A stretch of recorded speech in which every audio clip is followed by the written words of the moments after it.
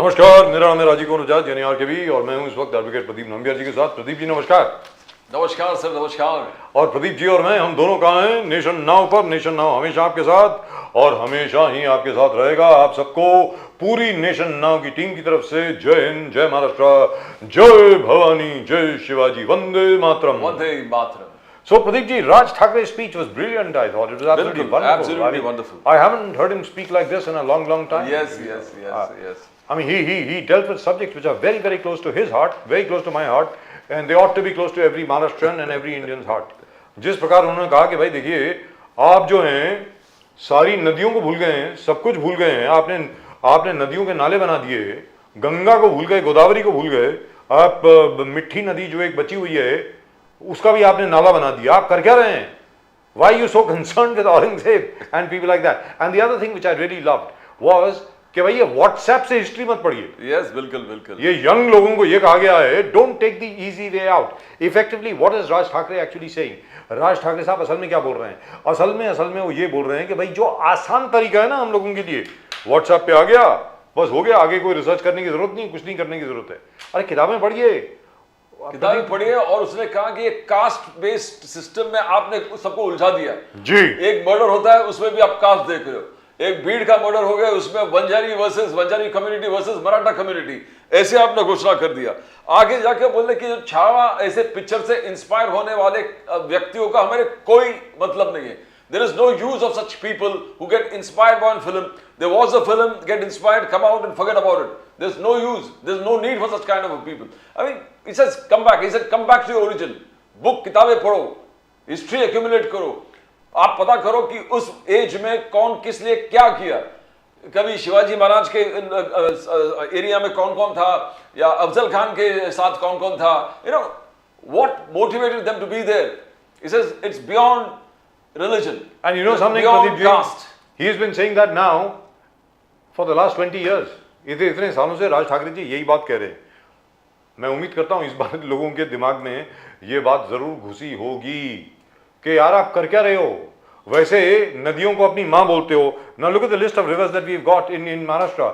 The Godavari River, the Bhima River, the Krishna River, the Tapi River, the Wainganga River, the Parinita River, Manjari River, Manjra River, sorry, Wardha, Painganga, Narmada, Purna, Indravati, of course Pune has the Mulla Mutha, the Koina, the Pravara River, and so on and so forth. What have we done to them? What are you guys doing?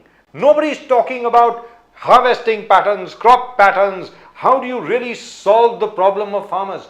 अरे सिर्फ और सिर्फ पैसे देने से और सिर्फ loan माफी से कोई रूरल इंडिया का डिस्ट्रेस जो है वो खत्म होने वाला नहीं है। Let's be very clear. And I am really impressed. Really lovely. And of course tomorrow we have one of the most important things that he said is most of the Maratha community से बहुत सारे ministers बने, बहुत सारे chief ministers बने। आज तक ये मराठा लोगों ने, लीडर्स ने अपने कम्युनिटी के लिए क्या किया? आज कम्युनिटी रिजर्वेशंस के लिए मांग कर रहा है। That means they are backward, they are poor. What have you done to uplift them? That means you have just filled your coffers. आपने सिर्फ अपने लिए काम किया, समाज के लिए काम नहीं किया, देश के लिए काम नहीं किया। जी। और जो रिजर्वेशन से, आरक्षण से मिलने क्या वाला है क्या मिलने के लिए?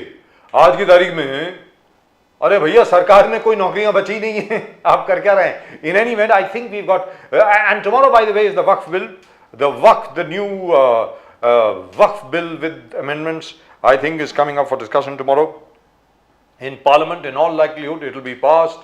We'll talk about that too, but at the moment with us we have a lovely panel of guests. Our dear old friend from the Maharashtra Navnirman Sena, Hemant Kamble साहब इस वक्त हमारे साथ हैं। हेमंत जी नमस्कार। नमस्कार प्रदीप जी, नमस्कार राजीव जी, जय हिंद, जय Maharashtra, thank you so much. Gopal Tiwari साहब, आई एम सीइंग यू। आप बीच में प्रदीप जी के साथ आप थे, मैं उस दिन यहाँ पर था नहीं, तो गोपाल तिवारी साहब नमस्कार। नमस्कार गोपाल जी, नमस्कार। मैं उम्मीद करता हूँ गोपाल तिवारी साहब इस बार आप गुस्सा नहीं होंगे, आप आराम से बैठिए सर, प्लीज डोंट वरी। और अली दारूवाला साहब ऊपर क्या देख रहे हैं? क्या है ऊपर, क्या है? अली दारूवाला साहब ऐसा लग रहा है कि अभी एक बॉक्सिंग राउंड करके आए हैं। दारूवाला साहब, you've got your phone on mute. Can you unmute it? Darawala साहब, would you say something please? No, sir, I can hear. It's not on mute, sir. Can you hear me? I can hear you now. I can hear you Yeah, now. yeah. It's like- what I were you said looking such at? big people, you have to look up upon them, not down upon them. And it looks like just out of a boxing round of match. Somewhere Mike Tyson versus Holyfield. Right. And I think Gopal Tiwari ji is already gone. ये क्या हुआ यार? अरे गोपाल तिवारी जी, अभी तो discussion शुरू भी नहीं हुआ, उसके पहले ही आप भाग गए, क्या हुआ? Anyway, we'll try and get him back. In the meantime, let me go across to Hemant Kamble Saab. As we were discussing just now, as you may have heard, Hemant Kamble Saab, राज ठाकरे साहब ने जो गुड़ी पड़वा वाले दिन जो भाषण दिया, यार, I have not heard Raj Thackeray साहब speak with the same kind of passion in a long time. It is almost as if he has been infused with a new energy. एक नई ऊर्जा देखने को मिली मुझे राज ठाकरे साहब में. Absolutely wonderful. And I think he is the only politician in the entire country. पूरे देश में एक अकेले एकमात्र राजनेता हैं जो पर्यावरण की बात कर रहे हैं, जो नदियों की बात कर रहे हैं, और किसी को पड़ी नहीं है. What they don't realize is कि इतना बड़ा क्राइसिस आने वाला है, and Raj Thackeray is the only one who is talking about it. Hemant Kamle साहब, अब आप बोलें सर, प्लीज. जी राजीव जी, राज ठाकरे साहब ने जो गुड़ी पाड़वा के दिन जो भाषण किया, उसके जो मुद्दे थे, तो मुझे लगता नहीं कि ये नए मुद्दे. जी देखिए, हमारे जो ब्लूप्रिंट बनी, तो ब्लूप्रिंट की शुरुआत ही एनवायरमेंट से थी. जो नेशनल पार्क है मुंबई का, उन्होंने वहां से शुरुआत की थी. हमारा वो कैसे है ना कि जमीनी हकीकत वाले जो लोग हैं, जो अपने जमीन से जुड़े, अपने देश से जुड़े, अपने माटी से जुड़े हैं, वो हमेशा इस तरह की बातें करेंगे और इसी तरह सोचेंगे. उनका पैशन है कि भाई नगर नियोजन, सिटी डेवलपमेंट, उनका पैशन है. उनको नई नई चीजें, जब भी वो बाहर जाते हैं, देखिए कैसे है ना कि न्यूयॉर्क में जाकर उन्होंने जो वहां का जो सेंट्रल पार्क है, वो हमने नासिक में बनाया, जिसको बटरफ्लाई गार्डन हम लोग ने 36 एकड़ पे बनाया. तो जो चीजें वो अभी ऑस्ट्रेलिया में जाके चिल्ड्रंस ट्रैफिक पार्क देखा उन्होंने, वो उन्होंने नासिक में बनाया. तो उनका पैशन नहीं है. और जो उन्होंने स्पीच में जो मुद्दे रखे, वो दिल से आए मुद्दे, वो कोई पॉलिटिकल मुद्दे नहीं. वो उनका स्पीच जो था, उस दिन का स्पीच बहुत से लोगों ने सराहा और उन्होंने कहा ये कोई पॉलिटिकल स्पीच नहीं है. यस, ये किसी पॉलिटिशियन का स्पीच लगता नहीं. ये सीधे सीधे ये कहीं पर लोगों को एक प्रबोधन करना बोलो कि लोगों की विचारों को बदलने की एक कोशिश है. और मैं समझता हूं कि लोगों ने इसमें से इंस्पिरेशन लेना चाहिए कि भाई एनवायरमेंट पे बात कौन करता है. हमारी आने वाली नस्लें किस तरह के प्रॉब्लम फेस करने वाले हैं, वो हमारे पॉलिटिशियन जानते ही नहीं. हम कंक्रीट को, मैं लास्ट आपके डिबेट में कह चुका हूं कि हम लोग कंक्रीट को हम लोग प्रोग्रेस कहते हैं. हमारे देश की पहचान कहती है कृषि प्रधान देश. और आज हम क्या, हम गांव गांव में सीमेंट कंक्रीट के घर, सीमेंट कंक्रीट के रास्ते, हर जगह पर फ्लाईओवर. तो हमारी जो पहचान है वो कहीं पर हम मिटा रहे हैं और कंक्रीट को हम प्रोग्रेस कर रहे हैं. तो ये जो उन्होंने कुंभ के मतलब गंगा नदी पर जो सवाल उठाए थे कि भाई गंगा नदी से हमें कोई ये नहीं है, वो हमारी श्रद्धा में कोई कमी नहीं है, लेकिन जिस गंगा नदी को हम मां कहते हैं, उसकी जो गंदगी, मतलब राजीव गांधी ने शुरू किया गंगा स्वच्छता अभियान, अब नरेंद्र मोदी जी आए, वो भी कहते हैं नमामि गंगे. 33,000 करोड़ हमने उस पर खर्च किए, लेकिन अभी तक गंगा साफ नहीं हुई. और गंगा ही क्यों, मतलब हमारे देश की सभी नदियां पोल्यूटेड है. तो ये मुद्दा कहीं ना कहीं अभी के जो राज्य करता है, फिर वो केंद्र में हो और जहां जहां पर राज्य में हो, सत्ता में हो, जो भी पार्टी के हो, जिनकी सत्ता है, उन्होंने सबने इस बात पर गौर करना चाहिए और एक्शन प्लान बनाना चाहिए. हेमंत जी, बहुत इंपॉर्टेंट चीज महाराष्ट्र देश के लिए उन्होंने कहा कि हमने अपने आप को कास्ट सिस्टम में बांट दिया है. कुछ भी इवेंट होते तो हम अपने आप को कास्ट में डिवाइड होता है. बीड मर्डर है तो वंजारी वर्सेस मराठा कर दिया आपने. और एक चीज उन्होंने और ध्यान दिखा कि Maratha community has been the most CM ministers इसी कम्युनिटी से आया है, फिर भी वो कम्युनिटी रिजर्वेशन मांग रहे. तो इस नेताओं ने किया क्या? Now these are the questions that सबको पूछना चाहिए. राज ठाकरे ने हाईलाइट, राज साहब ने हाईलाइट कर दिया. आप सोचिए इस बारे में. हेमंत जी, देखिए 1960 में महाराष्ट्र एक स्टेट बना जो मुंबई प्रोविनेंस था. ओके, तो गुजरात अलग राज्य बना और महाराष्ट्र. अब देखिए महाराष्ट्र जब से बना तब से जो मराठा के अलावा जो चीफ मिनिस्टर बने वो कौन थे? मनोहर जोशी, अभी के देवेंद्र फडणवीस जो ब्राह्मण है, वसंतराव नाईक और सुधाकरराव नाईक जो बंजारा समाज से आते थे, जो विदर्भ से आते सुशील थे। कुमार इसके शिंदे। अलावा जितने भी चीफ मिनिस्टर बने जी। वो मराठा समाज के बने। तो मराठा समाज के चीफ मिनिस्टर, और सबसे ज्यादा जो तादाद थी 288 सीट अभी है, उसके पहले शायद कम थी, तो जितने भी थे उसमें ऑलमोस्ट 80% तो मराठा समाज के थे और मराठा समाज के होते।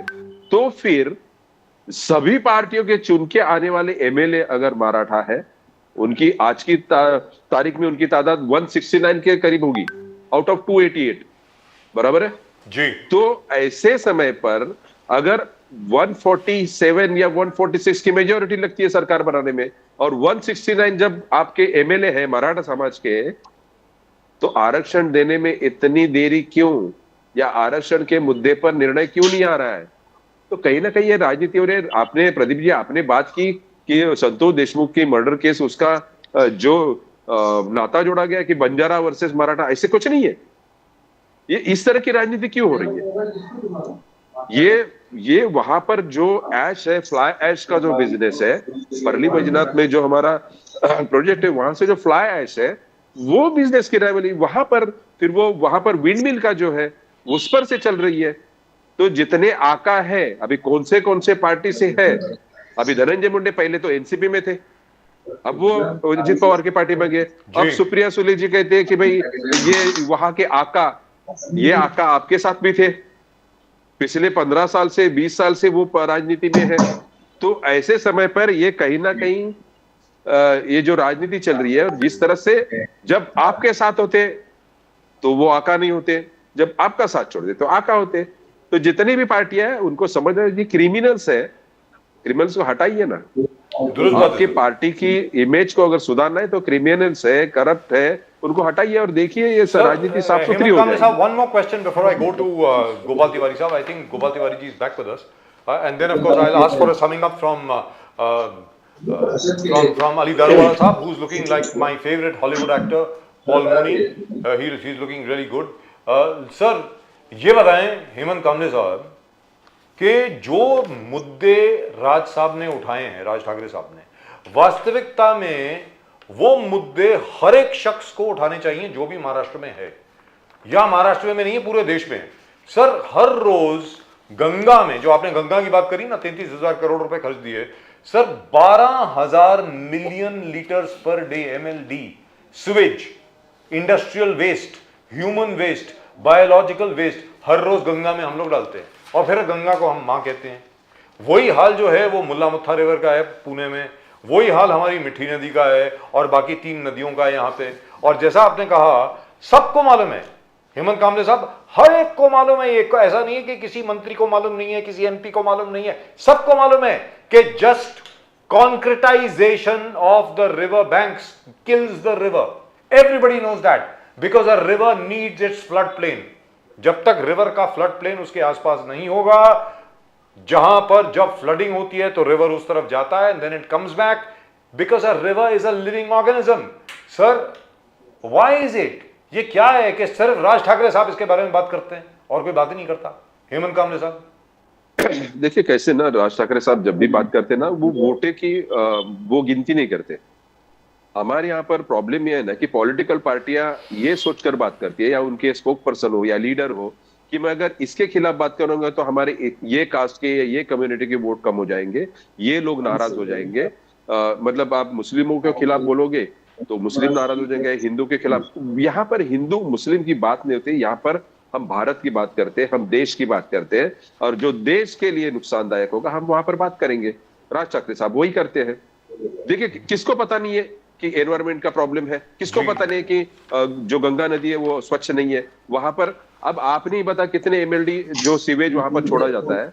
उन्होंने एक सवाल पूछा था, भाई 60 से 65 करोड़ की आबादी अगर वहां पर गई थी कुंभ में नहाने, क्या हुआ होगा, कौन सी व्यवस्था थी? उसका जवाब तो अब तक कोई नहीं दे पाया कि क्या व्यवस्था की थी। 65 करोड़ की आबादी अगर वो कुंभ में गई थी तो वहां पर जो भी जो उनका लीटर होगा, जो भी होगा, उसका आपने व्यवस्था क्या की थी? इसका जवाब अब तक कोई दे नहीं पाया। और जो पानी की क्वालिटी वहां पर खराब हो गई है, जिसके रिपोर्ट्स आ गए हैं, उसको आप नकार रहे हो। तो आपको फैक्ट लेना पड़ेगा। हमें क्या है ना कि एक्चुअल फैक्चुअल रहना पड़ेगा, एक्चुअल में फैक्चुअल, कि फैक्ट क्या है, और फैक्ट पर राज ठाकरे साहब ने बात की। अब जितने भी है लोग तो हिपोक्राइट्स है, ढोंगी है, जो उसको एक्सेप्ट नहीं कर पा रहे। जी, और एक बार आपने सवाल उठा दिया कहीं तो आप या तो एंटी हिंदू हो गए या एंटी मुस्लिम हो गए, दोनों में से एक चीज आप होंगे। Let me go class to Gopal Tiwari साहब। गोपाल तिवारी साहब, सर कल वक्फ बोर्ड का जो अमेंडेड एक्ट है वो पार्लियामेंट में पेश होने वाला है। इंडिया अलायंस के जो जितने लोग हैं वो सब इसको अपोज कर रहे हैं। अब ये बताएं सर, आप क्यों अपोज कर रहे हैं इसको, इसका विरोध क्यों है वक्फ एक्ट का? मतलब ये बातें अभी जब संसद में चर्चा होगी अपने आप सामने आएगी कौन सी पार्टी का क्या रोल है, तो बेटर इसके ऊपर वहीं पे जब पार्लियामेंट में इशू है तो वहीं पे बात होने दो। हमने जो भी बातें करी वहीं ठीक तरह से बात रखी जाएगी और कल परसों में ही वो सब चर्चा होगी, तो बेटर है let it be talk there और वहां पे डिस्कशन होने दो, यही हमारा कहना है उसके। गोपाल जी, बहुत दिनों के बाद हमने देखा कि सोनिया गांधी जी एकदम खुलकर बीजेपी सरकार आरएसएस पर एक्यूजेशन और सोचना शुरू कर दिया।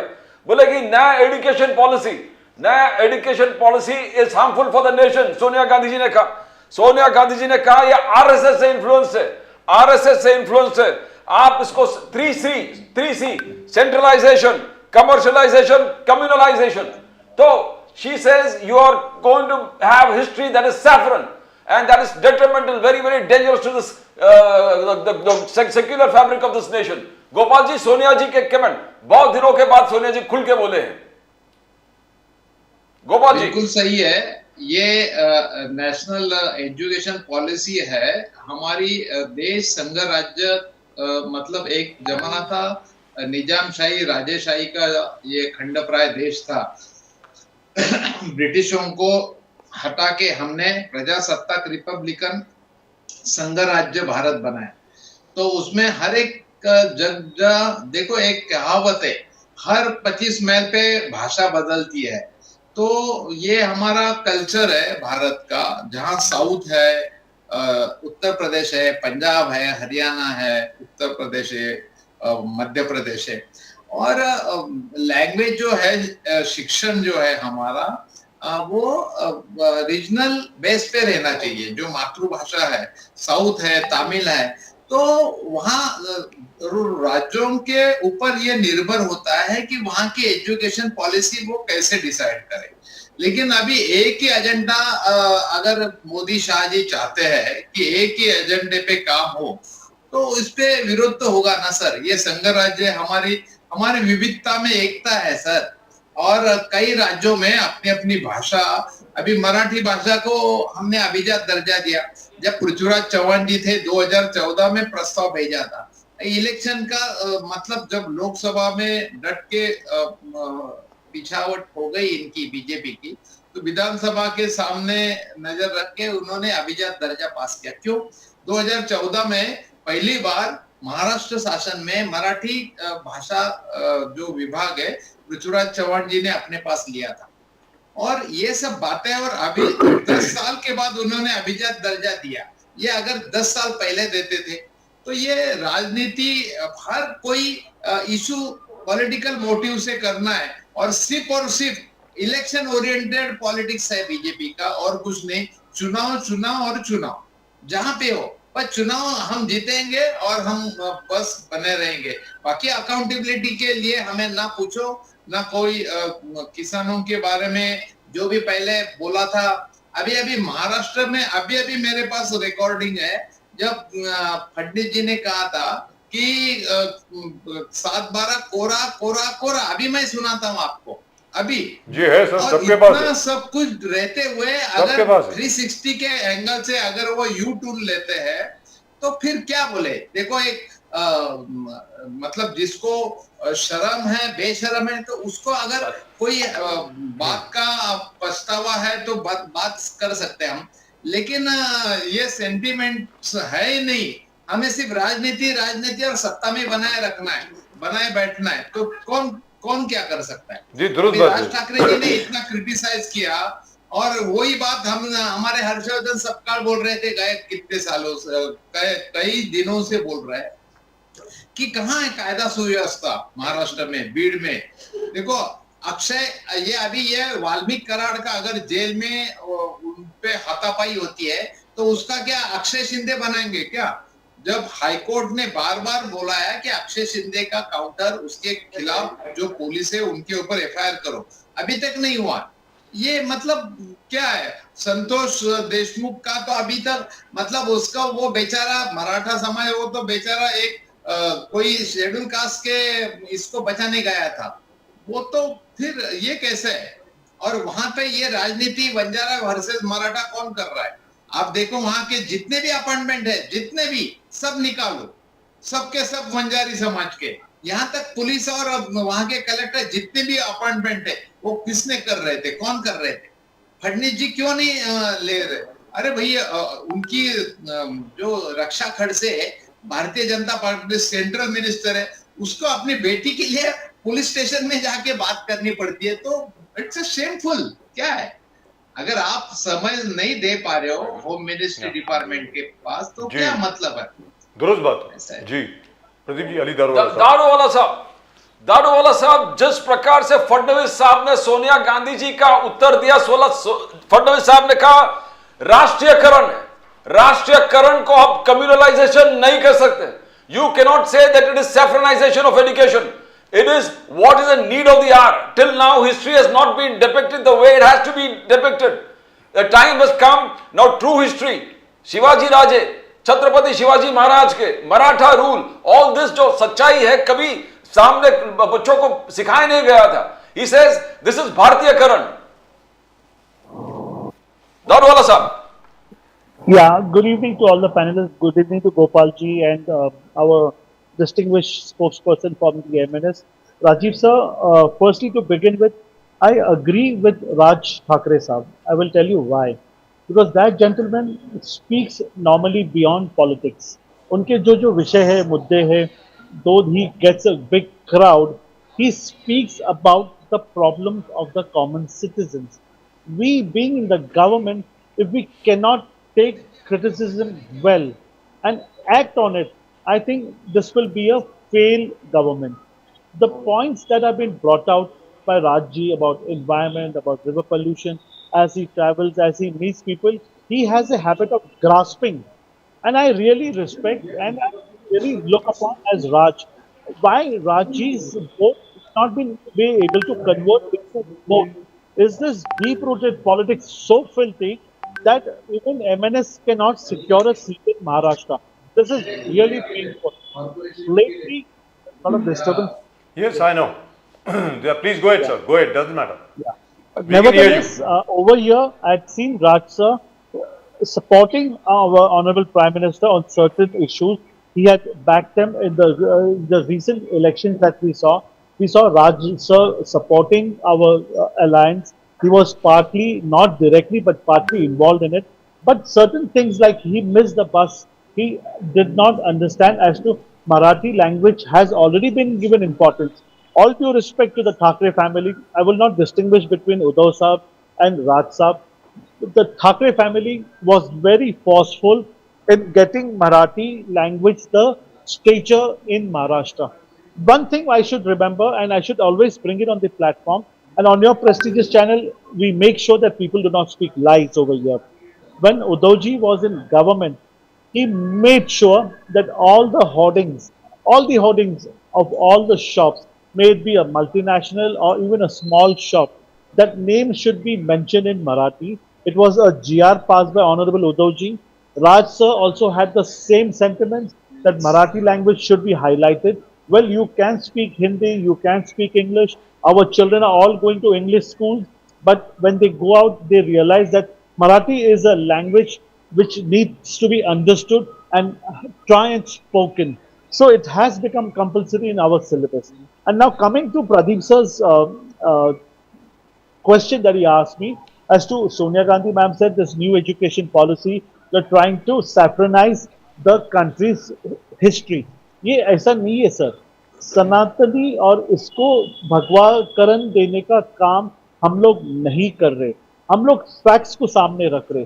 आप लोग क्या यहाँ पे निजाम शाही, आदिल शाही, मुगले शाही, बहादुर शाह जफर, औरंगजेब, उन्हीं को आप हाईलाइट कर रहे हो। See, I pass out from a school, I was from a convent school, and mind you, I know what I have studied, and I am not endorsing what I studied, that is the fact. History is written by survivors. History is not written by the people who fought against it. Nevertheless, as we said, I do not want to start open a controversy over here. Gopalji is also equally patriot Indian as our gentlemen on the channel. I can see they are patriot. He was talking, I was listening very, very carefully to our spokesperson from MNS. These people are very patriot, no matter what party they come from. We need to understand our responsibility is larger, but Sangh Parivar wants to bring into the heads of the children, yeah, battles were fought. Nevertheless, we did not do aggression. I know, Rajiv sir, I would be the last man even to argue with you on this subject. Maratha regiments, the Indian army, the Indian kings, they never went and they captured a country. This all capture, this aggression is done by foreign rulers. They came first, they said, loot hamari jagir aapki. Then later, this different vichardhara came of converting people. The Mughals did, later the Britishers did. But the Britishers, mind you, they never said that we are a Christian government. They said we are a British government. But उन्होंने भी काम कुछ अलग नहीं किया. Now that in last 60 years, 65 years, over here, Congress may have taken time to understand that we need to stop this missionary mindset. We need to put an end to this conversion.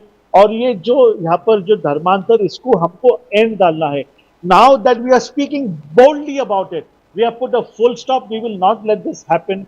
And I'm here, the panelists over here will agree with me that they will say, हाँ, धर्मांतर ये नहीं होना चाहिए, love जिहाद ये नहीं होना चाहिए.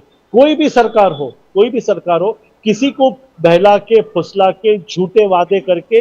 सर, आज हमारे घर में भी बहू बेटियां है. अगर कोई अगर इसका कोई शिकार बनता है तो सारा खानदान सफर होता है. सर, ये सरकार, ये जो हमारी जो आज की भारतीय जनता पार्टी की सरकार है, वो ये मुद्दे को बड़े जोर शोर से और ये मुद्दे को लगा के रखती है. इन मराठी दे से ना, आम्ही हे लावून धरणार. And honourable Devendra has said love jihad, land jihad और वोट जिहाद ये मैं होने नहीं दूंगा. And I am sure I have got nothing more to add.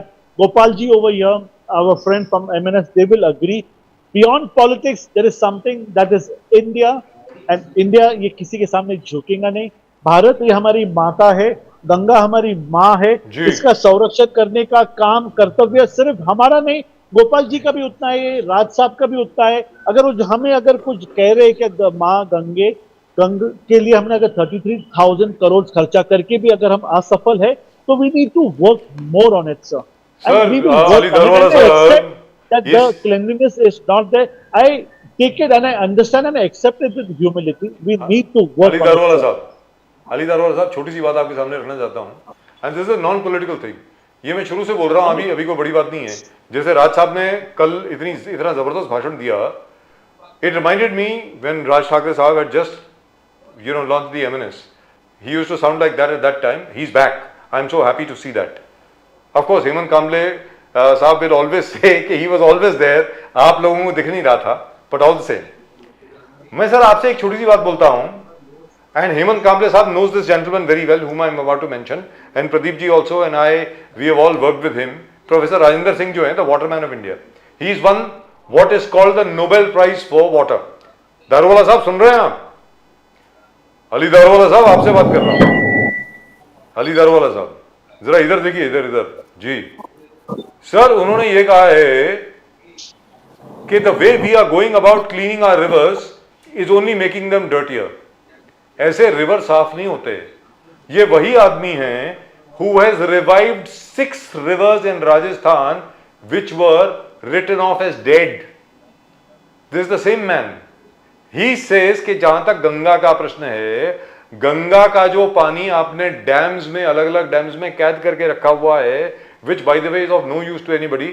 हमारे जितने, by the way, this might be come as a surprise to you, not Mr. Hemant Kamble because he has worked on it. Sir आपको मालूम है हमारे जितने भी बड़े बड़े मल्टीपर्पज प्रोजेक्ट है ना उत्तर प्रदेश में, जहां पे गंगा का पानी हम लोगों ने कैद करके रखा हुआ है, जिन्होंने they have never worked eight over 40% of their capacity, 40% capacity से ऊपर कभी भी हमने इलेक्ट्रिसिटी वहां प्रोड्यूस नहीं करी है। इसलिए प्रोड्यूस नहीं करी है सर कि जब आप किसी भी बॉडी ऑफ वाटर को, रिवर को, उसका फ्लो आप डाइवर्ट करके या उसको स्टॉप करके कहीं पर भी आर्टिफिशियल लेक बनाते हैं तो silting takes place, as a result of which what happens is कि पानी का स्तर जो है वो कम होता रहता है। That's what has happened to the Ganga. आज आप गंगा का पानी छोड़ दीजिए, Ganga is capable of cleaning herself up, Ganga will revive herself, that's what is going to happen.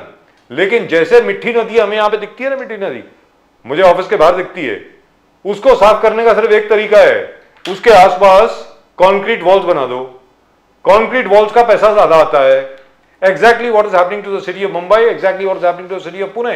In Mumbai, for example, Daruwala Sahab, perfectly good roads are being torn up, are being dug up and are being relaid again because money has to be made. So Daruwala Sahab, मैं आपसे पूछ रहा हूं, you represent the BJP, you are a very important voice in the BJP. Aren't you going to tell your people that, hey, stop this? What are we doing? Let's listen to the experts. Daruwala Sahab, a comment from you, sir, before I go back to Hemant Kamble Sahab. Boliye, sir. I agree with you, Rajiv sir. Just the other day, I think we were just there on the show last week, where I said in Mahabaleshwar I saw perfectly good roads in the market were dug up and concrete roads were laid. And I can assure you there was no need of doing this. Why was this done? Yes. I feel this concrete road, ये मेरा एक मानना है क्योंकि I have a small something to do with agriculture also. अगर रास्ते के अंदर पानी सीप होता है, फ्लडिंग रुकता है, अगर फ्लडिंग के थ्रू पेनिट्रेशन होता है तो ये water automatically reaches the source. But with concretisation ये पानी यहाँ के बदले आगे बह जाता है। करेक्ट। और this doesn't seep. But where it is not required, I feel just calm, जैसा आपने कहा कि अभी बजट आया है कॉर्पोरेशन में और काम करना है, इसलिए रास्ते को खोदो और नया रास्ता डालो। If it can be stop, I am sure reliable people are watching this debates. अगर जहां पर पैसे बचाए जा सकते हैं, आई मीन क्या पैसे बचाना जरूरी है। और अन्य जगह पर जैसा आपने एक सजेशन दिया, वहां पर अगर आप खर्चा करते हो तो it is well done. This is what a government should do. They should even start thinking from the heart and not from their brains. Right. Hemant Kamle साहब, सर आप ये बताएं, I am so sorry for bringing this up again, I know it was not in the agenda, but all the same I am sick and tired of this. I'm sure so are you. Sir Mumbai की कोई ऐसी जगह है जहां पे खुदाई नहीं हुई? नए नए रास्ते अभी अभी बने 3 महीने पहले, उनको तोड़ के फिर दोबारा बना रहे हैं, फिर कॉन्क्रीटाइज कर रहे हैं। इतने ज्यादा पैसे खर्च रहे हैं, बाप रे बाप, जैसे कुबेर का खजाना उनके पास, बीएमसी के पास। सर क्या है ये हेमंत कामले साहब? When will it stop? कब रुकेगा ये? कामले साहब आप बताएं प्लीज, उसके बाद गोपाल तिवारी साहब। हेमंत कामले पहले आप बोलिए प्लीज। प्रदीप जी, आपको पता है कि सिंधु जो रिवर थी जी, वहां पर हमें 2 संस्कृति मिली, 2 अर्बनाइजेशन, एक हड़प्पा एंड मोहनजोदारो जी। ओके। और मुंबई में टोटल 5 नदी थी, कोयसर, दहीसर, ओशिवरा, मिठी और मायकावती। अब ये कल्चर, ये डिगिंग हो रहा है कहीं ना कहीं, और एक नया कल्चर वहां से बाहर निकल रहा है जिसको हम हड़प कहते हैं। हड़प कल्चर इंस्टेड ऑफ हड़प्पा। क्या बात है? हड़प कल्चर। इस कल्चर को हम हड़प कल्चर कहते हैं। This is good. करोड़ों रुपए के यहाँ पर जो टेंडर्स निकल रहे हैं, और ये नया कल्चर हम ढूंढ के लाए जिसको कहते हैं हड़प कल्चर। आप देखिए कितने पूरे मुंबई के रोड, इसे कोई रोड नहीं है। आप सिटी से शुरू हो जाइए, आप वेस्टर्न सबब में आइए, ईस्टर्न सबब में आइए, सब जगह पर आपको ये हड़प कल्चर मिलेगा। मतलब एक ही समय पर इतने सारे रोड खोदे गए हैं, आप ना कहीं पर चल सकते, ना आप पर वहां पर गाड़ियां, आपकी कार लेके जा सकते, सब जगह पर ट्रैफिक की प्रॉब्लम है। तो कहीं ना कहीं ये आपको एक जब गवर्नमेंट भी, महाराष्ट्र गवर्नमेंट हो या अभी के यहाँ पर कॉरपोरेशन में बैठे हैं, यहाँ पर कहीं ना कहीं हमारे अर्बन डेवलपमेंट की प्लानिंग नहीं है, ना तो टाउनशिप की प्लानिंग है। तो ये मैंने कहा ना, ये नया कल्चर आ गया, दिस इज कॉल्ड हड़प कल्चर। प्रदीप जी। तो ये हड़प्पा और मोहिंजोदारो को जो हमने एक नया कल्चर वहां पर ढूंढ के निकाला था, हमारा ये पुराना कल्चर, तो ये हड़प कल्चर, ये इसका एक नजारा आप देख रहे हो, एंजॉय कीजिए इसको। Hemant ji, I want to ask you, Raj Thackeray अपने भाषण खत्म करते करते एंड में साइन ऑफ इस प्रकार से किया, अगर देवेंद्र फडणवीस जी मराठी मानुस का काम कर रहे हैं तो मैं उनको सपोर्ट करूंगा। ये राज साहब तो सब लोग युवाठा सब एकदम झंडे क्या, तो आपको राज साहब को देना चाहिए था लिस्ट, कौन कौन सा चीजों में वो चाहते थे। But how do you see this sign off Raj Thackeray साहब, साइन ऑफ किस प्रकार से देखते हो? देखिए प्रदीप जी, उनका कहने का मतलब ये था कि भाई आप महाराष्ट्र की बात करो, महाराष्ट्र के ज्योग्राफी की बात करो, महाराष्ट्र के इतिहास की बात करो, महाराष्ट्र के अस्मिता की बात करो, महाराष्ट्र के इंडस्ट्रियल ग्रोथ की बात करो, महाराष्ट्र के जो युवा है उनके लिए रोजगार की बात करो, महाराष्ट्र के जो महिला सुरक्षा है उसकी बात करो। ये सब बातें हम उनसे एक्सपेक्ट करते हैं कि देवेंद्र जी, आपको एक कल्चर्ड स्टेट आपके हाथ में मिला है, इसको हम पुरोगामी बोलते हैं। ये प्रोग्रेसिव महाराष्ट्र की जो छवि थी, ये पिछले 10 सालों में कहीं ना कहीं ये छवि खराब हो गई है। पिछले 2014 से लेके 2025 अब आ गए, 11 साल हो गए। ये 11 साल में से सिर्फ 2.5 साल एक अलग गवर्नमेंट चली, लेकिन कहीं ना कहीं भारतीय जनता पार्टी और उनके अलायंसेस यहां पर पावर में है। तो आज की तारीख में लॉ एंड ऑर्डर की क्या दशा है, वुमेन सिक्योरिटी की क्या प्रॉब्लम्स है आपको पता है। यहां पर जो आप नई एजुकेशन पॉलिसी ले, इसके वजह से जो प्रॉब्लम्स आने वाले, इसके बारे में कौन सोचेगा। तो हमने ये बातें को कहीं ना कहीं आपके पास मेजॉरिटी है, ये गवर्नमेंट चलने वाली है, तो आपके पास मेजॉरिटी है, आपके पास पावर है, तो महाराष्ट्र की बात करो, ना कि आप दिल्ली की बात सुनो। जो दिल्ली से आने वाले जो कांग्रेस ने जो गलतियां की ना, कि दिल्ली से जो आते थे आदेश, उसको आप आगे उसको इंप्लीमेंट करते थे, तो भारतीय जनता पार्टी भी वही कर रही है। तो मुझे लगता है कांग्रेस और भारतीय जनता पार्टी में कोई फर्क नहीं है। Right, so let's go across to two side of one coin. Ji, let's go across to Gopal Tiwari साहब। गोपाल तिवारी साहब, I would like you to pay attention please। ये जरा एक थोड़ा सा सीरियस सवाल है, मैं उम्मीद करता हूं कि इसके ऊपर आप जरा विस्तार से जवाब देंगे। I would like you to reply to this in detail। Sir, जनवरी 2025 में, in fact I've got the date right over here, January 31st, 2025, Devendra Fadnavis साहब, हमारे जो आदरणीय सम्मानीय मुख्यमंत्री जी हैं, उन्होंने ये अनाउंसमेंट करी कि डावोस जब वो गए थे वर्ल्ड इकोनॉमिक फोरम की मीटिंग में, तो उन्होंने महाराष्ट्र के लिए कोई 15,70,000 करोड़, मैं नंबर फिर आपको देता हूं, गोपाल तिवारी जी आपको आवाज आ रही है ना, 15,70,000 करोड़ के एमओयू साइन करे। सर, ये 15 लाख करोड़ में से कुछ इन्वेस्टमेंट आपको आती हुई दिख रही है? उन्होंने कहा है कि most of this investment is in the form of foreign direct investment. Sir, आपको ये आती हुई दिख रही है क्या महाराष्ट्र में? सर, वो अब मैं आपसे पूछ रहा हूं, सर वो जाने दो ना, सर वो दिख रही है किसी को? बताइए सर, बोलिए गोपाल तिवारी जी। ये नॉन पॉलिटिकल पुणे के बड़े उद्योगपति है जी, उन्होंने कल परसों कहा कि not a single industry I है, एक भी नहीं है। उसी समय हमने भी बोला था अगर 100 में से 95% जो एग्रीमेंट है वो सब बंबई महाराष्ट्र यहीं के है, तो उसके लिए वहां जाके डावोस जाके ऐसा दिखावा करने की क्या जरूरत थी सर? ये टोटली फेल है।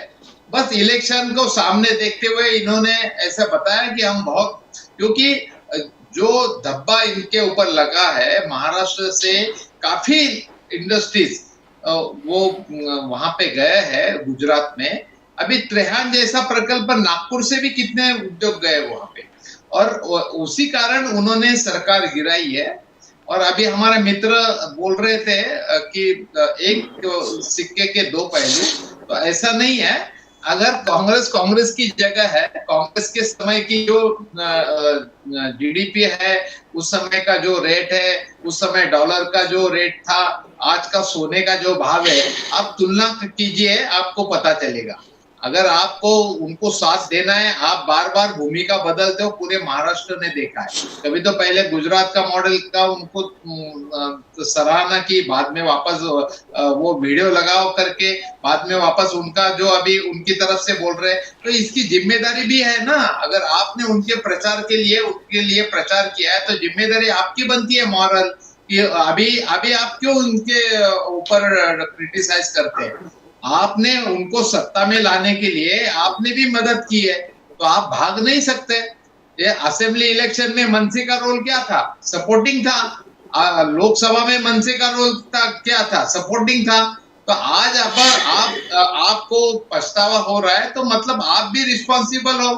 तो ये सब बातें, और अभी बोल रहा हूं मैं, जो एजुकेशन पॉलिसी है, तो सोनिया जी ने जो लेटर में लिखा है बहुत ही साफ लिखा है कि कॉन्स्टिट्यूशन में हमारा एजुकेशन की पॉलिसी डिसाइड करने का संघ राज्यों को, हर एक स्टेट को अधिकार दिया है। और केंद्रीय एजुकेशन एडवाइजरी बोर्ड में हर एक स्टेट का एजुकेशन मिनिस्टर रहता है। 2019 से बाद अभी तक एक मीटिंग भी नहीं हुई है सर, एक मीटिंग भी नहीं हुई है। और कितने एजुकेशन मिनिस्टर को हर एक स्टेट को, महाराष्ट्र, अरे आपकी सरकार है भाई, हमारे नहीं है, कई जगह तो आपकी सरकार है। तो फिर मध्य प्रदेश का एजुकेशन मिनिस्टर ले लो, आंध्र चंद्रबाबू नायडू जो है, बिहार है, महाराष्ट्र का है, उनको डिसाइड करने दो ना।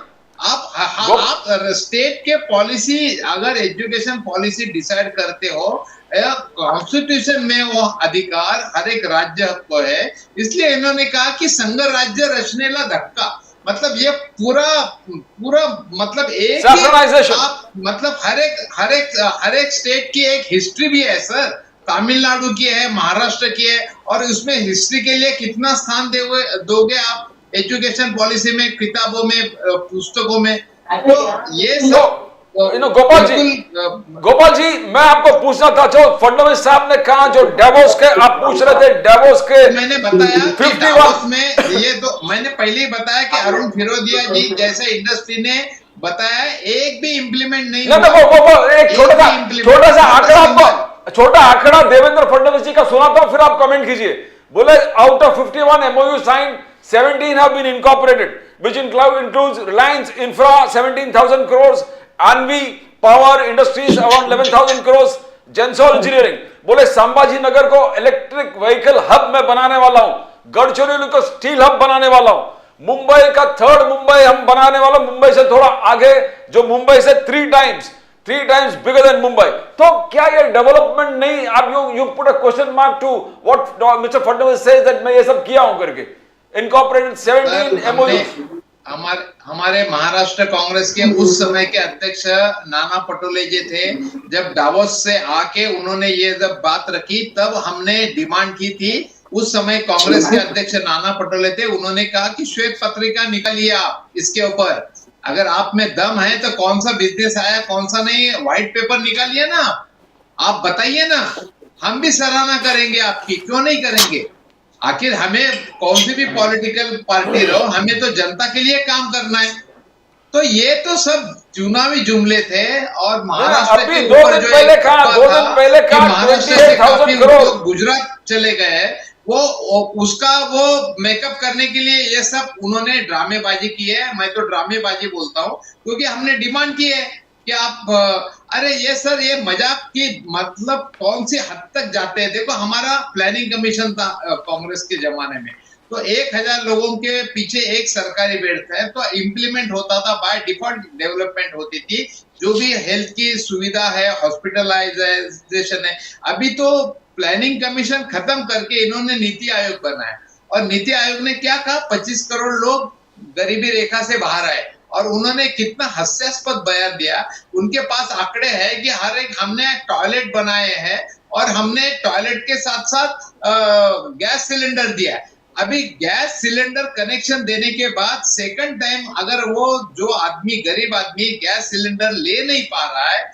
ये हकीकत है। और इसका कैग रिपोर्ट में इसका मेंशन हुआ है कि 86% लोगों ने गैस कनेक्शन पहले फ्री देने के बाद, गैस सिगड़ी देने के बाद सिलेंडर वो ले नहीं पाए। और टॉयलेट अगर बनाते हो तो जिसके पास टॉयलेट और गैस सिलेंडर है वो गरीबी के रेखा के बाहर है। ये तो कौन से मजाक बना रखा है सर गरीबों का। जी, दुरुस्त ये बात है। नीति आयोग का कहना है कि 25 करोड़ लोग कैसे बाहर आए देश के गरीबी रेखा से, कि जिनको हमने टॉयलेट दिया और जिसके हमने गैस कनेक्शन दिया। ये मजाक नहीं तो क्या है सर। तो गोपाल तिवारी साहब, ये मैं I would like a small comment, क्योंकि इसके ऊपर पहले बहुत बार डिस्कशन हो चुका है इस शो में। जो लाड़की बहन योजना है उसमें जो अभी तकलीफ हो रही है स्टेट को पैसा बांटने में, और ट्रेजरी के पास पैसे है नहीं, नंबर 1। नंबर 2, जिसका मेंशन आपने पहले किया, अजीत दादा पवार साहब जो हमारे आदरणीय वित्त मंत्री हैं, उन्होंने साफ कह दिया किसानों को कि भैया कर्जा माफी नहीं होगी, 31 मार्च तक पैसे दे दीजिए, मतलब ईएमआई जो आपको देनी है वो दे दीजिए। इसके बावजूद के प्रॉमिस किया गया था। तो उस विषय के बारे में क्या कहना है आपको? क्या कि प्लानिंग ठीक नहीं थी, सब लोग बह गए उसी रास्ते में कि भाई देखो अभी चुनाव है, फटाफट पैसे डाल दो सबके अकाउंट में तो वोट आ जाएंगे, बाद में देखेंगे, ऐसा है क्या गोपाल तिवारी साहब? सर बिल्कुल वैसा ही है। ये चुनावी जुमला था, ये साबित हो चुका है।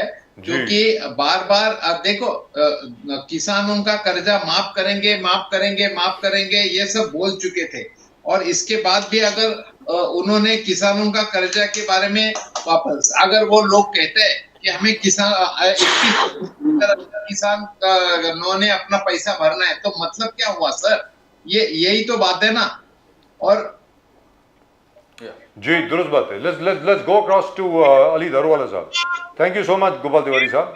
7-12 करूया कोरा कोरा कोरा कोरा 7-12 शेतकऱ्यांचा जी दुरुस्त बात।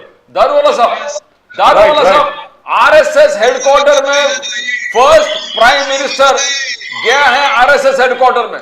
आरएसएस हेडक्वार्टर जाने से पहले दीक्षा भूमि में गए मोदी साहब, नागपुर में भी गए,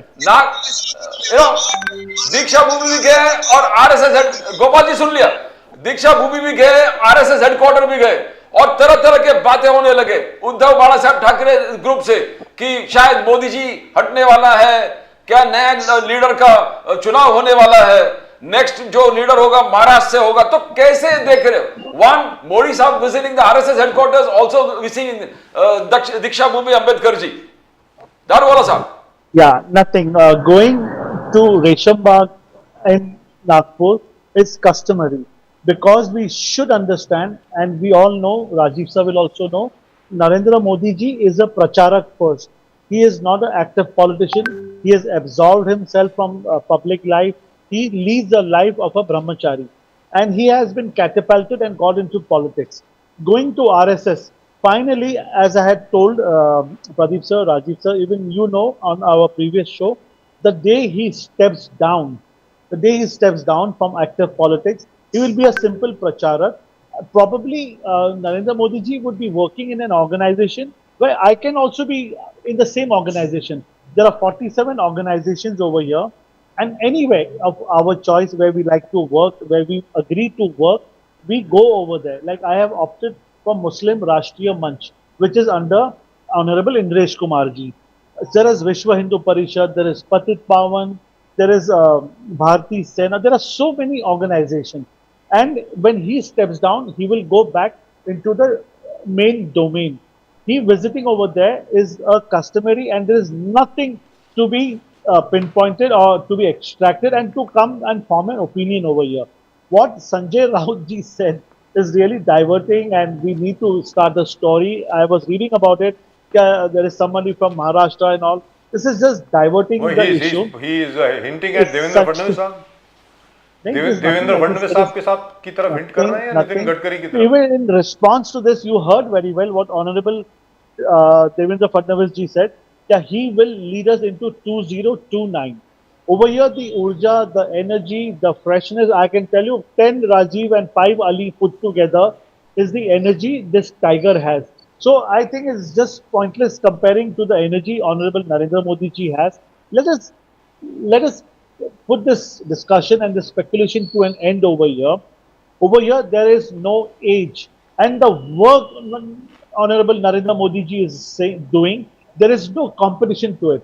I hope and pray to God that he gets strength, a good and a healthy life, and he continues, क्योंकि विकसित भारत का जो सपना है वो मोदी जी के नेतृत्व जी। में और हमारी टीम ये इसको वहां पर लेके जा सकती, हमारे ये पॉइंट को लेके जा सकती।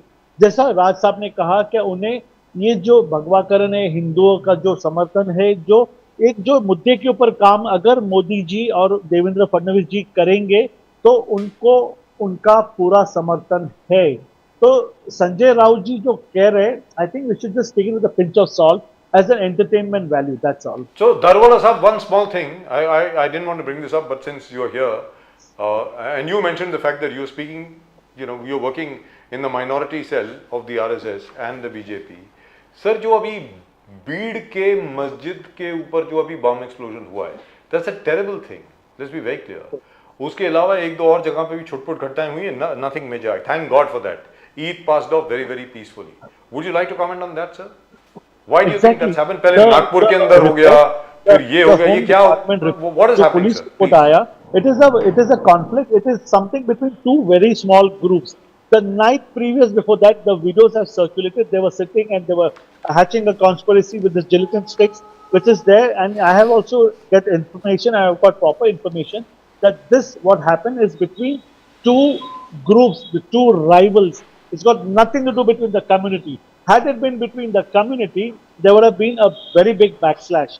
So this, I can assure you, even you must have got your intel reports. It is a fight between two non-significant groups, and it is totally taken care of. And those people are under interrogation, and there is nothing like this happening in Beed. Right, Pradeep. Hemant जी, राज साहब ने अपने भाषण शुरू करते हुए माझा हिंदू भगिनीनो बांधवानो वहां से शुरू किया, एक हिंदुत्व का एक स्पिरिट से उन्होंने शुरू कर दिया। नाउ राज साहब और आरएसएस दोनों एक ही चीज है कि Aurangzeb is not an issue, Aurangzeb is not a major issue. अलग अलग इशू जो राज साहब ने कहना है, that is more important when Maharashtra is concern. Then where is the flare up? RSS का विचार वही है, राज साहब वही कह रहे हैं, ये हिंदुत्व सब संगठन। तो प्रॉब्लम किधर है कामड़े साहब? Hemant ji, where is the problem? Why all these things are happening? Pradeep ji, पहले बात तो कि आरएसएस ने क्या स्टेटमेंट किया और राज साहब ने क्या स्टेटमेंट किया, उसको मैच करने की कोशिश मत करिए, क्योंकि आरएसएस ये बीजेपी का एक बैकबोन है, उनकी एक थिंक टैंक है।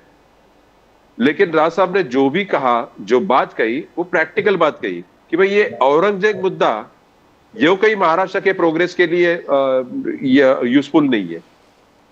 देखिए ना कैसे है कि अब जहां पर बुनियादी जो मुद्दे हैं, फिर वो ड्रॉट का भी सीजन चलेगा, अभी अप्रैल शुरू हो गया, अभी पानी की किल्लतें हो रही है, इस पे बात होनी चाहिए, इसका प्रोविजन क्या है, इसकी प्लानिंग क्या है, उस पे बात होनी चाहिए, फार्मर्स की जो सुसाइड्स है उस पर बात होनी चाहिए, लॉ एंड ऑर्डर पे बात होनी चाहिए। जो मुद्दे जो काम के नहीं है उनको चर्चा क्यों करें? जो औरंगजेब 318 साल पहले मर चुका है, उसकी कब्र है वहां पर, उस पर आप बात क्यों करें? तो आरएसएस को ये कहीं ना कहीं ये अगर इसमें उन्होंने फील किया होगा कि भाई ये मुद्दा बीजेपी को कहीं पर काम में आने वाला नहीं, तो इसके लिए राज साहब की थिंक ये एक थॉट प्रोसेस और आरएसएस के थॉट प्रोसेस को जोड़ने की कोशिश मत करिए। ये बीजेपी की उनकी एक विंग है, महाराष्ट्र नवनिर्माण सेना की अपनी एक विचारधारा है। हमने जो यहाँ पर राज साहब ने जो एक हिंदुत्व की जो परिभाषा बनाई है, हिंदवी की परिभाषा बनाई है, महाराष्ट्र धर्म की परिभाषा बनाई है, वो कहीं ना कहीं बीजेपी के हिंदुत्व को मैच नहीं कर रही है और ना तो वैसी कोशिश करी है। देखिए कैसे है ना कि राजनीतिक मुद्दों पर कुछ बातें हम एक साथ मैच करते हैं। अब मुझे बात बताइए, गोपाल जी को मैंने जब कहा कि एक ही ये कहीं ना कहीं एक ही कॉइन के एक ही सिक्के के दो पहलू है, तो उनको बात अच्छी नहीं लगी। लेकिन आप बताइए, कल जो अमेंडमेंट हो रहा है ना वक्फ बोर्ड पर, आप कॉन्स्टिट्यूशन की बात करते हैं, तो कॉन्स्टिट्यूशन कौन से कॉन्स्टिट्यूशन में लिखा है कि वक्फ बोर्ड पे आपको, जब सब मुस्लिम, सब हम हिंदू या जितने भी कास्ट एंड क्रीड्स है वो भारतीय है, तो आपके लिए अलग से कानून क्यों? आप कॉन्स्टिट्यूशन को मानिए ना, आप कॉन्स्टिट्यूशन को मानिए। जितने पार्टियां कल विरोध करनी हो, आप कॉन्स्टिट्यूशन के लिए जो उस फ्रेम में है उसको मानिए। एक पर्टिकुलर धर्म को या पर्टिकुलर कास्ट को उसको सपोर्ट करने के लिए उसकी जो एक तुष्टिकरण है उन वोटों को, उसके लिए आप सपोर्ट कर रहे हो। तो क्या मैं ये गलत बात कर रहा हूं? जी दुरुस्त बात। गोपाल जी बोलिए, आप किस प्रकार से बोलिए। क्रिटिसिज्म कर रहे हैं? हेमंत जी ने जिस प्रकार से बोले, हेलो, ये माइनॉरिटी अपीसमेंट कब तक करेंगे? शाह बानू से शुरू हो गया, ट्रिपल तलाक हो गया, आर्टिकल 370 हो गया, गोपाल जी राम मंदिर हो गए, महाकुंभ का आलोचना, अभी वक्फ रिफॉर्म्स आप होने नहीं देंगे। हेमंत जी वही पूछ रहे, कब तक आप संविधान के विरोध जाके अपीसमेंट के पॉलिटिक्स करेंगे? नहीं, ये तुष्टीकरण की पॉलिटिक्स नहीं है। हमारे जो 14% भाई है वो अल्पसंख्यक है, और उनके लिए अगर हम कोई सुरक्षा प्रदान देते हैं एज पर कॉन्स्टिट्यूशन, तो वो हमारा राजधर्म निभाते हैं हम, और वो जो कॉन्स्टिट्यूशन के जो रिक्वायरमेंट है वो फुलफिल किया है हमने। अभी रही वक्फ बोर्ड की बात, तो वक्फ बोर्ड के बारे में हमारा सेंट्रल संसद में जो भूमिका होगी वो एक ही जगह उसी के ऊपर होगी, कोई अलग अलग ओपिनियन नहीं रखेगा एज ए पॉलिसी करके। इस पे मैं नहीं बोलूंगा, जो वक्फ बोर्ड की जो संसद में हमारी जो भूमिका रहेगी वो हम रखेंगे वहां पे। राइट। दूसरी बात, अरे देखो कि कम्युनलाइजेशन अगर कोई हम कहते हैं इसीलिए जनगणना कीजिए ताकि दूध का दूध और पानी का पानी हो जाएगा। ये देश में मुस्लिम कितने हैं, हिंदू कितने हैं, जैन कितने हैं, सिख कितने हैं और बौद्ध कितने हैं, ये आप नहीं चाहते क्या इसका उजागर? ब्राह्मण कितने, मराठा कितने, SC ST कितने? और वही तो बाय डिफॉल्ट जो 10 साल से करते जा रहे हैं, आपने 21 के बाद भी उसको डिक्लेयर नहीं किया है और आप अभी भी नहीं कर रहे, तो ये अगेंस्ट कॉन्स्टिट्यूशन हो गया। जब तक हमें जनगणना नहीं करेंगे तो कौन सी कम्युनिटी पे अत्याचार हो रहा है, क्या नहीं हो रहा है, किसकी तुष्टीकरण हो गई, किसको अभी आरक्षण रखना है या नहीं रखना है, उनकी इकोनॉमिक पोजीशन कैसे हो गई, हल हो गई या नहीं हो गई, ये सब बातें।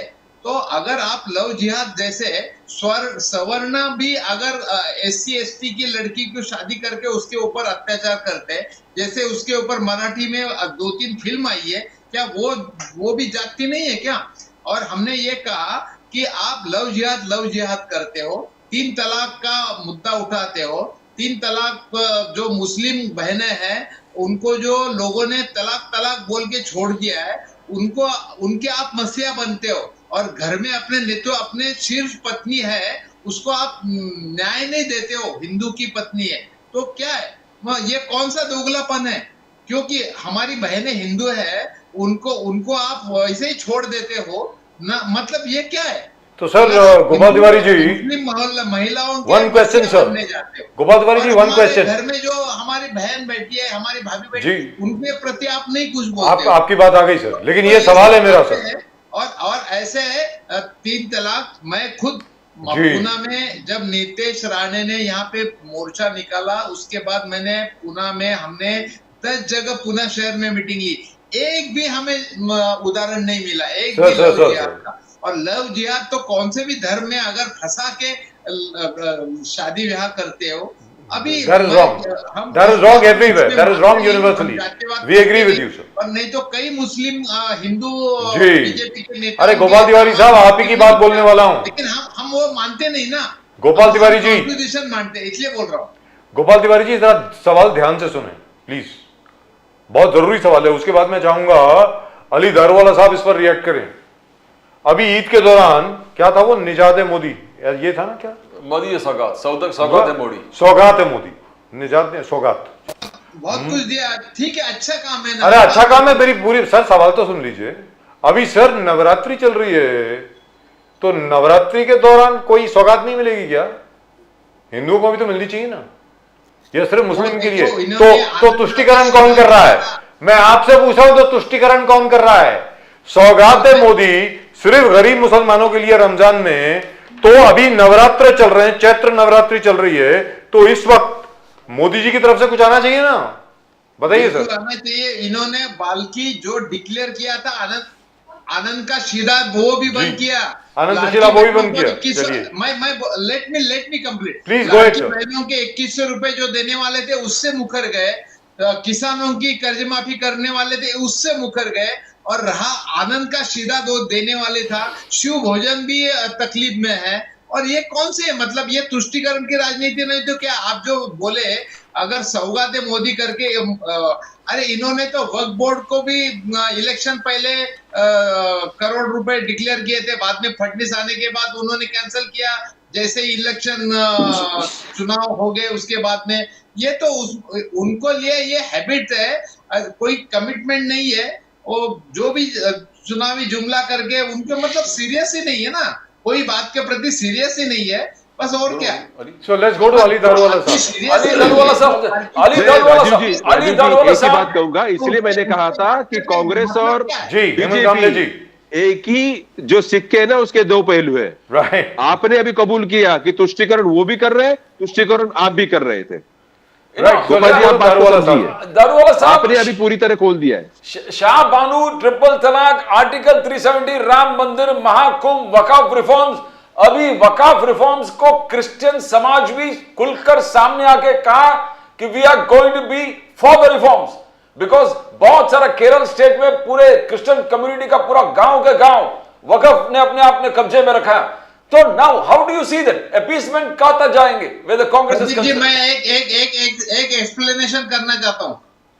प्रदीप जी एक 5 सेकंड दीजिए, 5 सेकंड। हाँ बोलिए बोलिए बोलिए बोलिए बोलिए बोलिए बोलिए। की आमच्या शेतकऱ्यांना पूर्ण कर्जमाफी आपण देणार आहोत।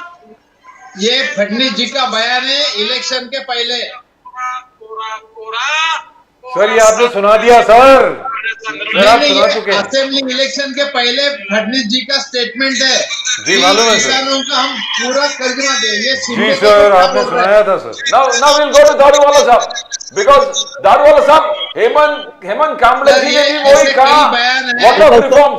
Now how do you see the Waqf? अगर कोई अकाउंटेबिलिटी समझते हैं तो उसको समझाना चाहिए। अली दारूवाला साहब रिप्लाई करेंगे। अली दारूवाला साहब Waqf reform bill. Pradeep sir, I will just comment. I will just take this last thing. Yes. I'd like to go after Okay. this. The thing I want to ask Gopal Tiwari ji over here, and I'm saying this on an open channel, open forum over here. मैं दोनों हाथ जोड़ से उनकी अगर माफी मांगूंगा, अगर उन्होंने मुझे एक भी इंडिया में 24 घंटे देता हूं मैं उनको वक्फ बोर्ड के जरिए से, कोई जिसके लिए आज 1/3 ऑफ इंडिया की जमीन जो है उसके पास जितना नहीं है ना 54 lakh square kilometres of land, ये आज वक्फ बोर्ड के अंतर्गत उनके मालकी की है। जी इतने सालों में आज बोल रहे हो ना, कांग्रेस राज में, ब्रिटिश राज में 200 साल से, औरंगजेब के काल से यहाँ पर एक भी वक्फ ने एक यूनिवर्सिटी बनाई, एक हॉस्पिटल बनाया, एक ढंग का स्कूल बनाया, एक कॉलेज बनाया।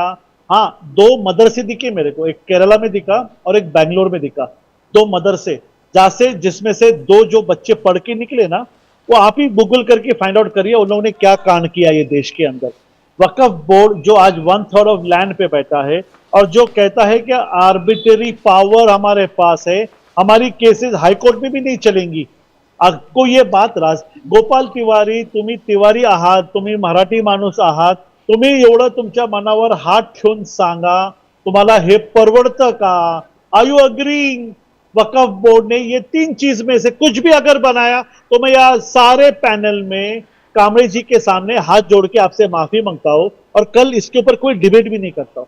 सर छाती पे हाथ रख के बोलिए और इस शो को खत्म करिए। But most importantly, the worst part about the Waqf board is they say our decisions are not subject to judicial review.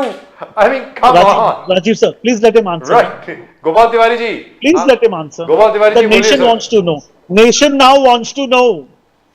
बोलिए सर। बोलूं मैं? हाँ बोलिए सर, बोलिए। हाँ देखो, मैंने पहले ही बोल दिया कि वक्फ बोर्ड के बारे में जो हमारी एक ही बात है, एक ही पॉलिसी है। अरे छोड़ दो।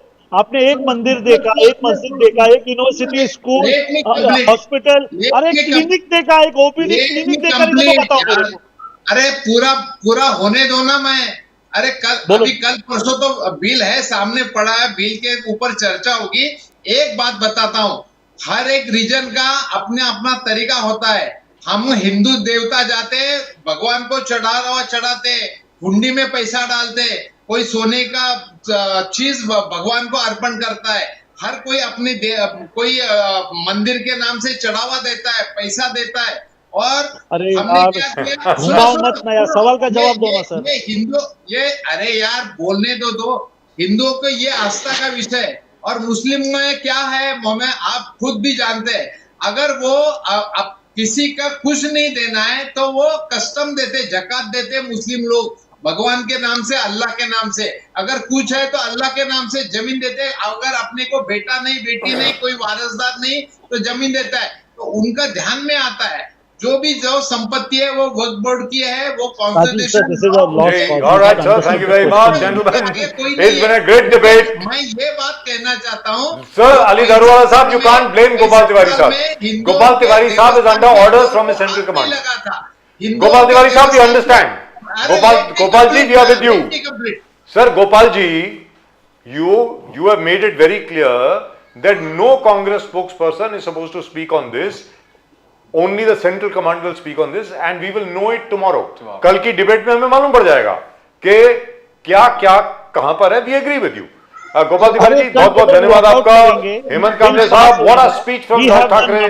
Wonderful sir. And we have already pushed this bill. बोल दिया सर आपको. मैं क्या बोल रहा हूँ, तिरुपति देवस्थान का गोल्ड बॉन्ड के सर आराम से. क्या हुआ सर, आप सारे हिंदू वोटों को क्यों काट रहे हैं कांग्रेस के? खतरे में आती है तो कहाँ गया वो? चलो Rajiv sir, right, thank you very much gentleman. It's been a great pleasure. Gopal ji, Hemant Kamle साहब एंड अली दारूवाला साहब, नमस्कार. जय हिंद, जय महाराष्ट्र. हर हर Mahadev. Thank you. Thank you, gentlemen. Thank you. That was nice at the end of the day. And Gopal Tiwari ji, I think, like a true Congress soldier, said that he would not comment, but he did in a way, but not really on the Waqf Board bill. Now, my basic objection to the Waqf Board bill is that they say that they're not open, they're not even justiciable. I mean, what is going on here? How could you make such a provision in the Waqf Act? I mean, this is terrible. And जो एक बहुत important मुद्दा है कि ऐसे institutions पे कब्जा कुछ लोगों का है, and they don't want to let it go. अरे प्रदीप जी, आज जिस जगह पर हम बैठे हैं, yes, yes. अगले दिन मुंबई का जो वक्फ बोर्ड है वो खड़ा होकर के ये बोल सकता है भाई ये तो हमारा है. प्रदीप जी और बजाज साहब, आप बाहर जाइए. बिल्कुल बोल सकते हैं. I mean, come on, what is the matter with you guys? आपको हो क्या गया है? मेरा ये कहना है कि how could they pass such a thing in parliament? Now it needs some correction. सबसे बड़ी बात ये है वक्फ बोर्ड के बारे में कि जो वक्फ बोर्ड को लेकर के जो अमेंडमेंट्स आ रही हैं, and I think this ought to be explained to everybody कि वक्फ board is not being abolished, it is not being banned. All that is happening is all actions of the Waqf board will now be open to judicial review. सबसे पहले कोई भी अगर land वक्फ की है, इसको collector वहां का सर्टिफाई करेगा कि हाँ मैंने सारे डॉक्यूमेंट देख लिए हैं, ये असल में वक्फ. व्हाट इज वक्फ? वक्फ का मतलब है कि किसी आदमी ने वक्फ करी अपनी प्रॉपर्टी. वक्फ का मतलब है चैरिटी, कम्युनिटी के लिए दे दी, समाज के लिए दे दी, इसका मतलब यह है. तो वो कलेक्टर साहब जो हैं वहां के, वो सर्टिफाई करेंगे कि ये कानून में बैठता है कि नहीं बैठता, ये असली है कि नहीं. कहीं ऐसा तो नहीं कि कोई जमीन किसी की हड़प रहा है. Most important, every state there are thousands of cases. जी दुरुस्त बात. Where people own their property and afterwards says it's waqf land, you need to take waqf NOC. We are staying since generations on this land. We have bought, they got the property papers, they got the deeds. जी, और वक्फ board आगे बोलता है कि हमारी है. वक्फ board के आपको NOC लेना पड़ेगा, बोला for what? जी दुरुस्त बात. I agree with you. So a tweaking had to be done, and tomorrow we'll have to see, of course, where Chandrababu Naidu goes or Nitish Kumar goes. According to reports right now, they have agreed to support the Waqf Board Amendment Bill because they have been told very clearly कि existing आज की तारीख में जितनी भी मस्जिदें हैं, जितने भी ग्रेवयार्ड हैं, यानी जितने भी कब्रिस्तान हैं या जितने भी प्लेसेस ऑफ वर्शिप हैं मुस्लिम कम्युनिटी के, उनको टच नहीं किया जाएगा. They will not be touched. Let's be very clear. लेकिन अगर वक्फ कोई भी लैंड क्लेम करता है, like for example in Tamil Nadu, वो 1700 साल पुराना मंदिर है और वक्फ कहता है साहब हमारा है. अरे कैसे हो गया यार? सूरत के आप ही ने कहा कि वो म्यूनिसिपैलिटी बिल्डिंग, यानी पब्लिक इंस्टीट्यूशंस जो है सालों साल रहे जी, आप उसको क्लेम कर रहे हो कि दिल्ली बहुत सारे एयरपोर्ट्स बीच में आ जाएंगे. बट थैंकफुली क्या हुआ उसमें कि वक्फ के खुद का ही जो ट्राइब्यूनल था उन्होंने कहा ये गलत हुआ है, और जिसने क्लेम किया था उसके खिलाफ वक्फ बोर्ड ने ही क्रिमिनल केस फाइल किया। ऐसा भी हुआ है। So let's look at both sides of the coin. लेकिन प्रदीप जी, एक शख्स हैं वो बोल रहे हैं कि राष्ट्रपति भवन, पार्लियामेंट हाउस, दिल्ली का जो एयरपोर्ट है, ये सारा का सारा लैंड जो है असल में वक्फ का है, ऐसा उन्होंने कहा है। मुझे अभी तक याद है जब मैं जर्नलिज्म में अभी आया था तो एक शख्स का हम लोगों ने इंटरव्यू किया था, मुझे अभी तक याद है। वो कहते थे कि वो लाल किला भी उनका है और वो फतेहपुरी मस्जिद भी उनकी है, जामा मस्जिद भी उनकी है, वगैरह वगैरह वगैरह, ऐसा करके उन्होंने एक क्लेम फाइल किया था कोर्ट में। ओबीसी का स्पीच ही से शुरू करते हैं, ऐसी शुरू, ये लाल किला हमारा है, ये हमारा है, वो ताजमहल हमारा है। ये जब आप गलत न्यूज लोगों को देते हो कि and what is your relationship, Shahjahan आपको क्या लेना देना औरंगजेब से? औरंगजेब से क्या मतलब है आपको, या शाहजहां से क्या मतलब है? सर, शाहजहां ने कभी क्लेम नहीं किया कि लाल किला उसका है। शाहजहां ने यह कहा ये हिंदुस्तान का है, जो भी हिंदुस्तान का बादशाह रहेगा उसकी गद्दी लाल किला में रहेगी, ये ऐसा शाहजहां ने बोला है। कोई ये नहीं बोलता था कि ये मेरा है।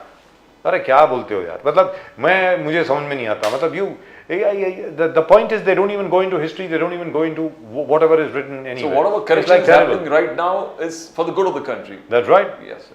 At the end of the day, sir, every law needs tweaking. Let's be very clear. Laws are made for people. People are not made for laws.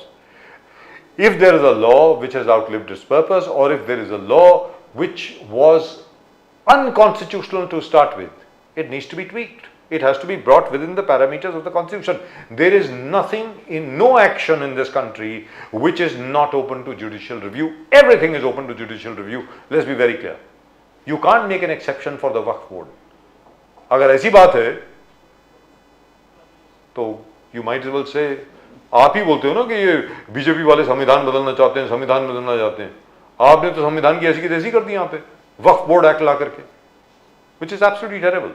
In any event, today the way the Christian organizations came out openly yes, said reforms has to come. We are suffering, and that shows. I mean, the two Christian organizations that openly came out in support of these amendments. Pradeep ji, हर कोई कानून के सामने एक बराबर है, हर कोई.